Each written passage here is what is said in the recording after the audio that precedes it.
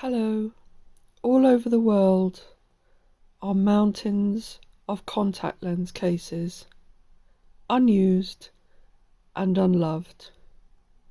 Can you help? Would you like to see them live new, useful lives? If your answer is yes, then please watch to the end of this video.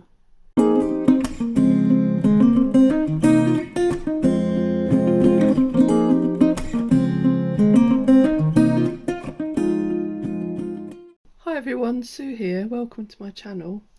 Today I'm going to be looking at upcycling these contact lens cases.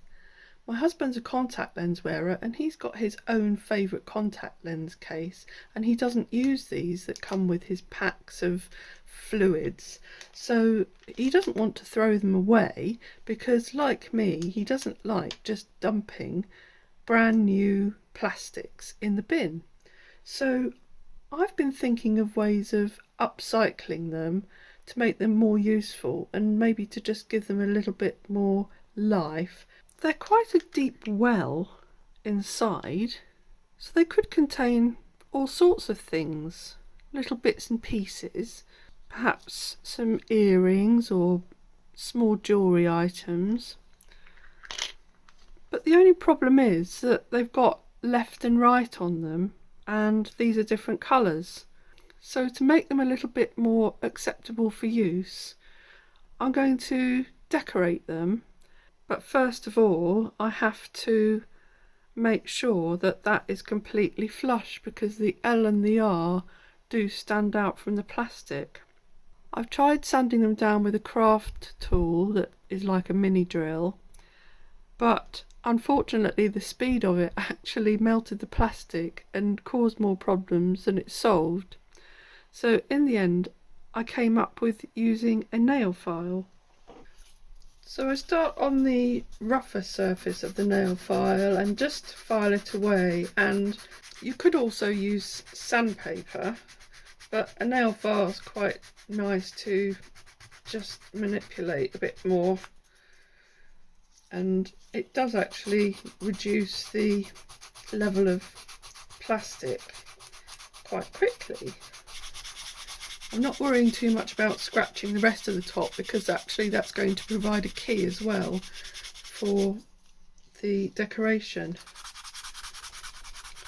That's almost flush. And I'm just going to finish off with the less coarse side, just to smooth it out a bit more, and just give the rest of the top a bit of a sanding to produce that rough surface for the key, for the glue. I can't feel anything there, but you might just be able to see there's still an R there for right, and it's embedded in the plastic, it's sort of moulded in, so you're not going to get rid of the whole R, and that's the reason for decorating it also. Right, I've produced a fair bit of dust there, so you might want to do this with a mask on, because it is plastic dust. I've got some nail polish remover here. It's just a basic acetone one, and it's a good way of making sure that you take all of the grease off the surface that you might have put on there by handling the case. So I'm just going to rub that on. I've got some on a piece of cotton wool. I've left this one to show you as an example, but where they've poured the plastic into the mould, that point there is definitely not the centre, so I need to find the centre of the circle. That's going to be my centre. You can see how I did that on this video, and I'll leave a link in the description. For my decorations, I've decided to use some little rhinestones, and I've got some gem tack glue here, which is good for sticking rhinestones to plastics. So I'm just going to put the first one on right in the centre. When I bought the Gemtac glue, it came with some wax pointers. They're excellent for picking up and placing your rhinestone. Now don't worry if you've got too much there, because the Gemtac actually sets completely clear. It's a good idea to leave each section to dry before you start doing the rest, but I'm just doing this quickly for a demonstration. But as you do each section,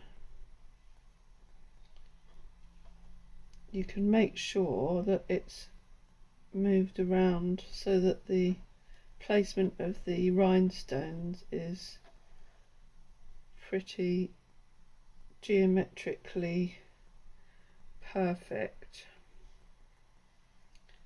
because it will affect how you place the next layer going around it.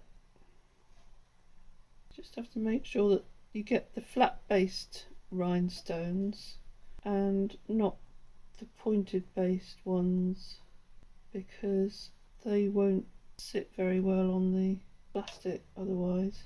You might just see as I'm putting these on that they're moving about slightly, and while the glue is still wet and everything's malleable, just make sure that you're getting a nice straight line in that pattern so that everything's working together well. So I'm going to leave those two set now. It was just to give you an example of how I've done, but here are some that I've made earlier, and as you can see I've been experimenting with different colours, and I've got the purple and the pinks together, and then I've got different patterns on the black, so you can actually make some quite decent patterns just using 3 colours. And if you had even more colours, you could be very adventurous. I've also matched up the base colours on the lids so they don't look so odd. If you'd like one of these, just drop me a line on Instagram, and if you'd like one in different colours, please feel free to buy me some rhinestones on my Amazon wishlist and I will make you one. Thanks for watching. Hope to see you again soon.